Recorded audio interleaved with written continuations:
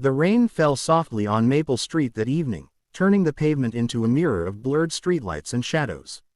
Marcus Chen sat in his sleek blue sedan, staring at the yellow glow of the small cafe across the street.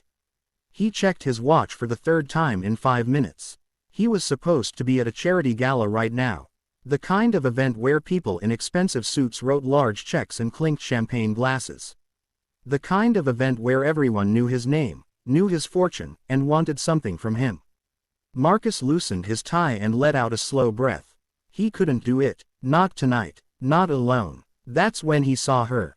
She sat on the bench outside the cafe, her light dress dampened by the mist.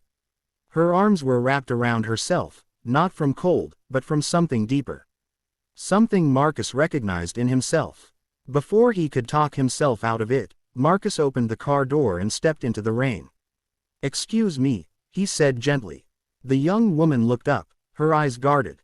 She had the kind of face that told stories without words. Stories of struggle, of resilience, of quiet strength. "I have an unusual question," Marcus continued, reaching into his jacket pocket. He pulled out 10 crisp $100 bills and held them where she could see. "I need someone to come with me to an event tonight. Just hold my hand, smile when needed, and help me get through the next 2 hours. That's all." Sarah Mitchell stared at the money, then at the man holding it. He didn't look dangerous. He looked tired, lost, even. She should walk away. This was strange, probably foolish. But rent was due in 3 days, and her cafe job barely covered groceries. "Why?" she asked simply. Marcus hesitated. The truth felt heavy in his chest.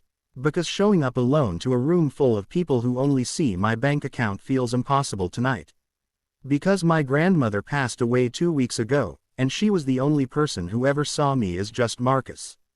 Because I'm tired of pretending I'm fine when I'm not." The honesty in his voice surprised them both. Sarah studied him for a long moment. Then she stood up. "Okay," she said quietly. 2 hours. But no weird stuff. "No weird stuff," Marcus agreed, a ghost of a smile crossing his face. "I promise." The gala was everything Marcus had described.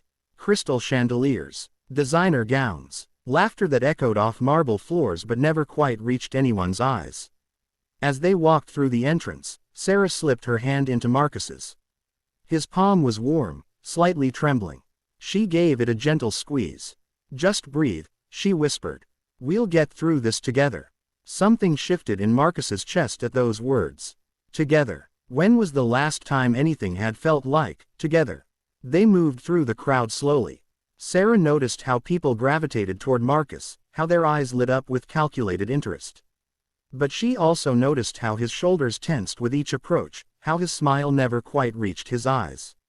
During a particularly tedious conversation about stock portfolios, Sarah leaned in. "Tell me about your grandmother," she said softly. Marcus blinked, caught off guard. No one at these events ever asked about things that mattered. Her name was Rose. She taught 3rd grade for 40 years. Made the best apple pie. Always said that kindness was worth more than gold.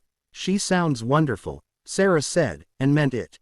"She was," Marcus replied, his voice thick with emotion. "She's the reason I started my foundation. Everything I do because she taught me to see people, not just opportunities."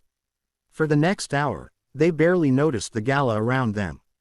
They talked about real things.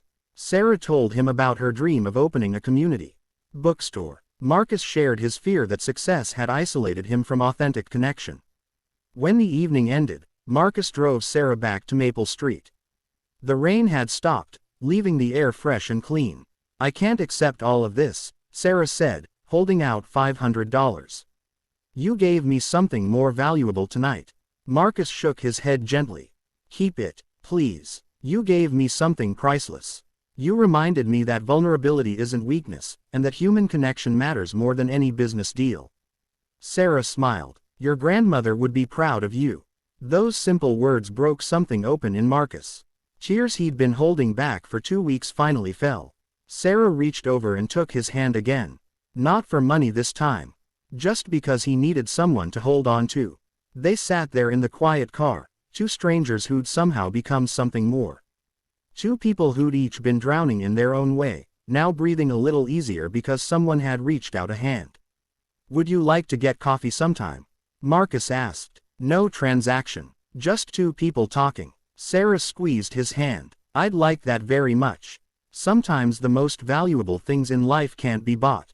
Sometimes they're simply offered, hand to hand, heart to heart, by someone brave enough to ask for help and someone kind enough to answer.